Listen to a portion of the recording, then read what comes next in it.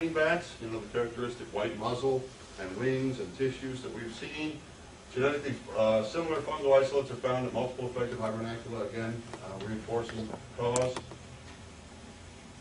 The folks at National Wildlife Health Center, David Bleehert et al. Have demonstrated bat-to-bat transmission. They took naive bats, housed them with bats from New York State that we drove out to Madison in the laboratory, and were able to demonstrate transmission to the naive bats from the New York State bats, both through direct contact and through aerosolized boundary, a mesh bag, basically separating them from physically contacting each other. And this is interesting, morphologically identical fungus has been found in Europe. Many of you probably saw there's a paper that came out showing white nose or Geomyces destructans on a bat in France. Well, in fact, it's not just in France. There are several other countries where they have found what we believe to be Geomyces destructans. There's ongoing work there. Stuff probably has happened that I'm not fully aware of at this point. But there are many countries where this fungus has turned up. It is the same species. Yeah. Have they visited tonight? In Germany. So, what I didn't talk about, I don't think I have the slide. The title slide shows these kind of banana-shaped conidia that are very characteristic of this species, and that's what we say morphologically they're showing up with very similar characteristics, and it's pretty unique, or so I'm told. Interestingly, there's a pattern annually. So these are data from National Wildlife Health Center. Again, these are on the green bars are numbers of bats that are examined histologically, and the purple bars indicate the numbers that are positive for white nose syndrome, kind of showing not only the more bats that you look at, the more that you find that could be affected, but there's a seasonal pattern here basically. It's really been found in the winter time, not so much in the summer, although they did find evidence of Geomyces destructans in September.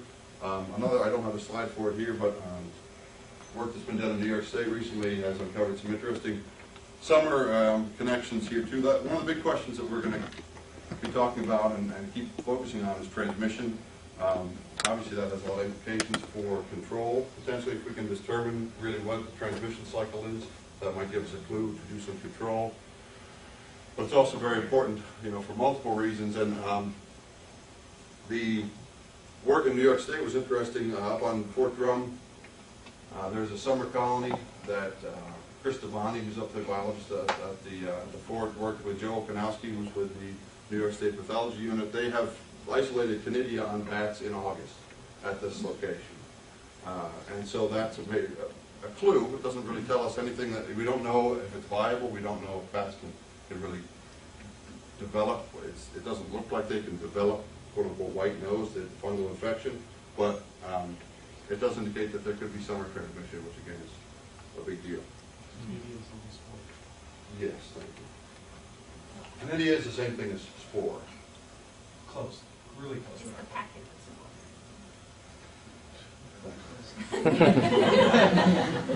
Did I tell you how many ecologists, not a microbiologist? Although I'm learning. Oh, I'll get to sediment. Anyway, functionally very similar. So,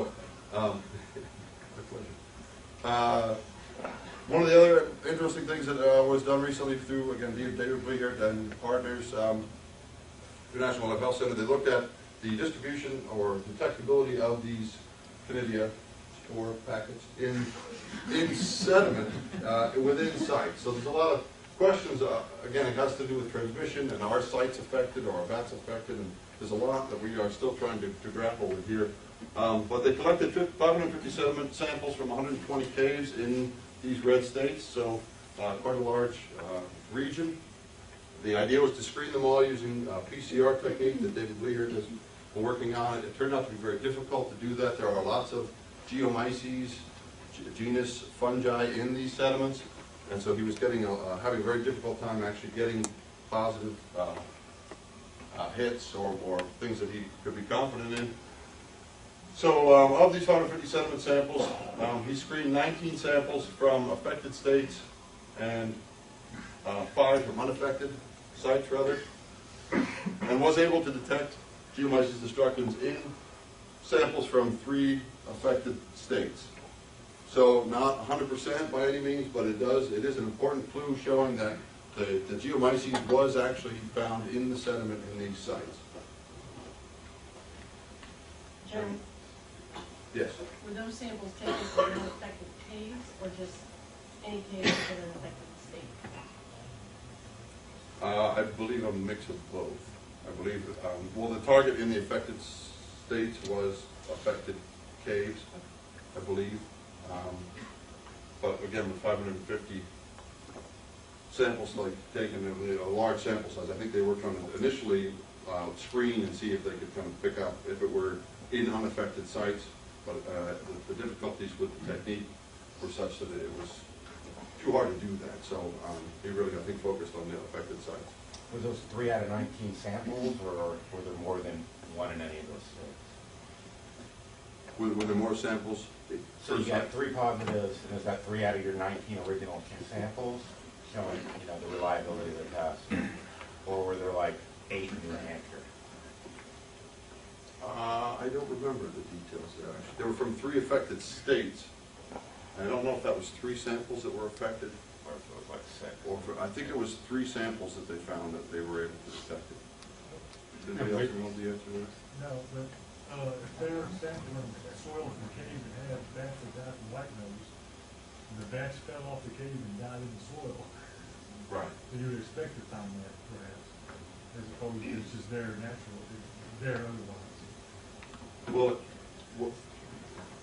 what I think the intent was to see is if is it persisting in these sites, Okay. and can it be found in sites that are not affected, that we don't have bats that are dying. That was the initial intent. Again, there were complications, I think, with the technique that made it difficult to really get at that. And what I remember, David is trying to perfect the technique a bit moving forward. He was unable to detect it from any of the New York case, which is where we all started. I believe so. I don't know how many of the New York sites he checked.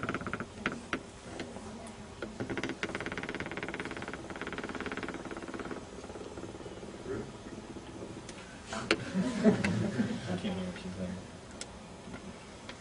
We can hear her. I know, it's because I'm trying to give him the information. I can So repeat he- it. Somebody's reminding me, actually seem to remember actually talking So there was a connection with the proximity to affected bats. So the samples that were closer to affected clusters perhaps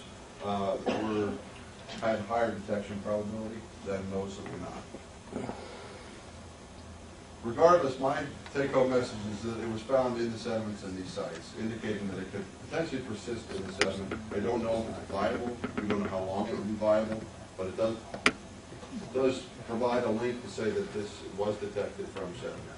And this is going to come back in a second. I'm going to talk, actually right now, we're going to be talking about another study where we're kind of following up on this idea.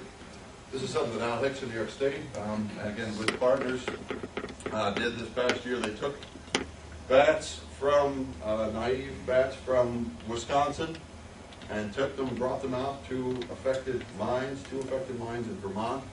There were 40 bats went into each mine, or actually 40 to 39. In Vermont, these were affected sites that the bats that had high mortality in the past. They screened these sites to prevent the remaining affected bats that were presumably be coming back to hibernate in those sites, prevent them from going in early in the season so that there would be no bats in these mines.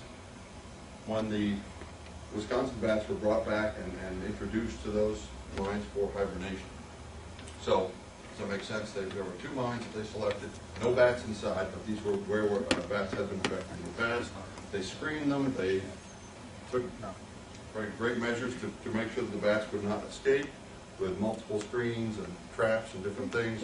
Anyway, none of the bats escaped. As it turns out, they developed white nose syndrome